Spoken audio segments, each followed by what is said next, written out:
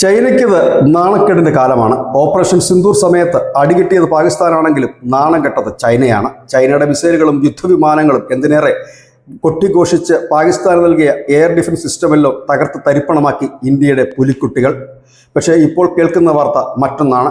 ഇന്ത്യയുമായി താരതമ്യം ചെയ്യുമ്പോൾ അത്രയൊന്നും ശക്തമല്ലാത്ത ദുർബലമായ ഒരു രാജ്യം, ആ രാജ്യത്തിൻ്റെ വ്യോമാതിർത്തി കടന്ന് ആ രാജ്യത്ത് ആക്രമണം നടത്താൻ ശ്രമിച്ച ചൈനീസ് യുദ്ധവിമാനത്തെ വെടിവെച്ച് വീഴ്ത്തി എന്നുള്ളതാണ് ഏറ്റവും പ്രധാനപ്പെട്ട വാർത്ത. മ്യാൻമാറിലാണ്.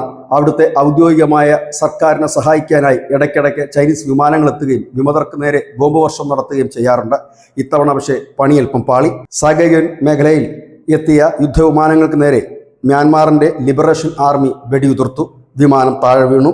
ചൈനീസ് ഗ്രൗണ്ട് അറ്റാക്ക് വിമാനമായ FTC 2000G എന്ന വിമാനമാണ് തകർന്നതെന്നാണ് പുറത്തു വരുന്ന വിവരം. ഈ വിമാനം തകർന്ന വിവരം മ്യാൻമാർ സ്റ്റേറ്റ് ബ്രോഡ്കാസ്റ്റർ MRTV സ്ഥിരീകരിക്കുകയും ചെയ്തിട്ടുണ്ട്. പക്ഷെ അവർ പറയുന്നത് ഈ വിമാനം തകർന്നത് സാങ്കേതിക തകരാർ മൂലമാണ് എന്നാണ്. പക്ഷേ ഈ വിമതർ പറയുന്നത് ഈ വിമാനം പാലെ ടൗൺഷിപ്പിന് സമീപത്താണ് ഞങ്ങൾ തകർത്തത്, വെടിവെച്ചിട്ടത്, തങ്ങൾ അവിടെ ആധിപത്യം സ്ഥാപിച്ചിരിക്കുകയാണെന്നാണ്.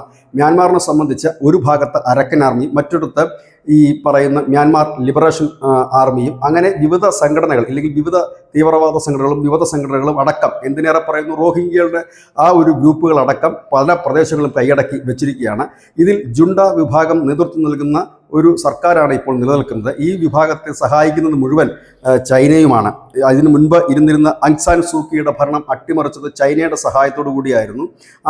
അതിനുശേഷം ചൈന ഇടയ്ക്കിടയ്ക്ക് വരികയും വിമതന്മാരെ ഒതുക്കുവാൻ, പ്രത്യേകിച്ച് ചൈന ബോർഡറിലുള്ള മ്യാൻമാർ ചൈന ബോർഡറിന് സമീപം ഉള്ള ഇടങ്ങളിൽ ഉള്ള വിമതരെ ഒതുക്കുവാൻ ചൈന ഇത്തരത്തിൽ ആക്രമണം സംഘടിപ്പിക്കാറുണ്ട്. ഏതായാലും ഇത്തരത്തിൽ അവരുടെ ഒരു യുദ്ധവിമാനം കൂടി തകർന്നതോടെ ആയുധ വിപണിയിൽ വലിയ തിരിച്ചടിയാണ് ചൈനയ്ക്ക് നേരിട്ടത്. ഏതായാലും ഇന്ത്യക്കാർക്കും ചിരിക്കാൻ വകയുണ്ട്. News desk news India Malayalam.